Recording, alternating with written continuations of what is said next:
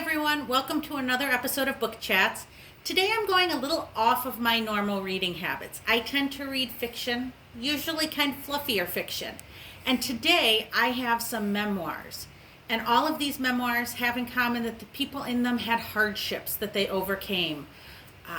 Poverty being a number one choice that they all have in common, and rural poverty at that. So these aren't inner city people, and they take place all over the United States. They aren't famous people, they aren't celebrities or presidents, they are normal people that overcame their hardships.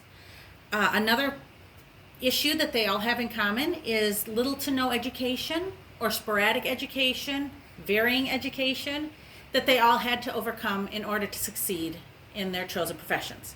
So I'm going to start my first one with a book that many people are familiar with. This is Educated by Tara Westover. It was a very popular book. In fact, Westover was nominated as one of Time Magazine's 100 most influential people from 2019. And in this book, Westover grows up poor in rural Utah. Her family educates them. They homeschool, but it's little or no education. They sporadically do it because she's busy working with her family in a junkyard. And as she grows, she decides that she wants to go to college. So she teaches herself and then attends BYU, where she's accepted. And it's a whole nother world than what she grew up with.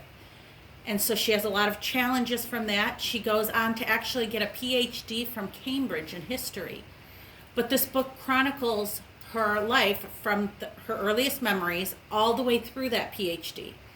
There are times when it's a little hard to read, but at the end you are definitely cheering for her and for all of the obstacles that she has overcome. The next book I'd like to recommend is Hillbilly Elegy by J.D. Vance.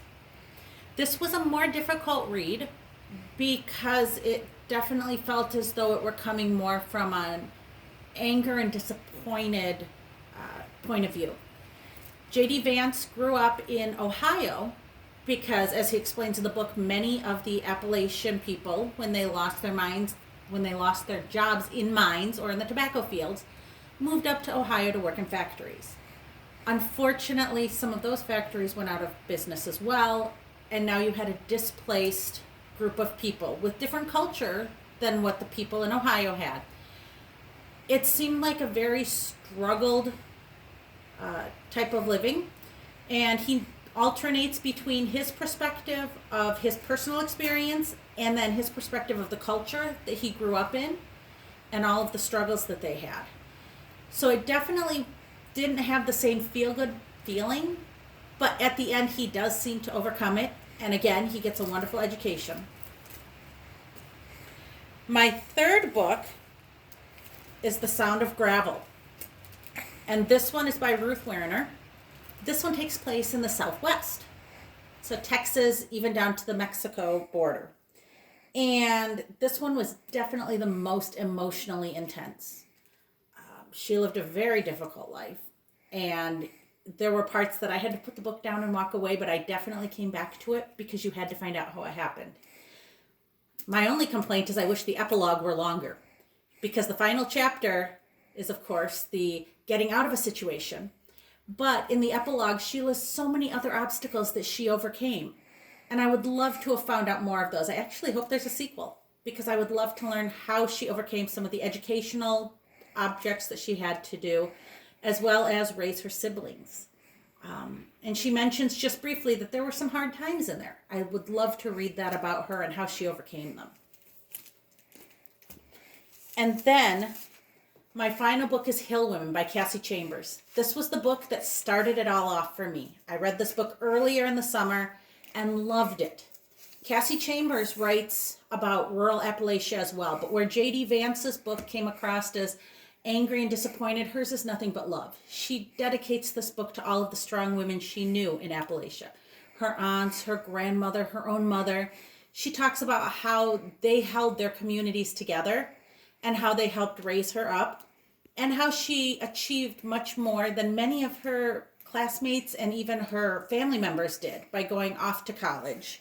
And she became a lawyer, and now she represents women in that rural Appalachia area. She fights for their ability, she fights for their legal battles that they may not know how to handle. And so it really is an uplifting, love-filled book. And I really enjoyed this. Now, one thing I did forget to mention, though, about one of the books, Hillbilly Elegy, there's a movie coming out. Right now, it's slated to come out in November of 2020. I'm sure that could change. But it is being directed by Ron Howard. And it's produced by Netflix. So if you've enjoyed this book, you may enjoy the movie. Excuse me. One more book to recommend would be The Glass Castle. Marguerite had mentioned it's by Jeanette Walls, and it would fit wonderfully into this style of writing.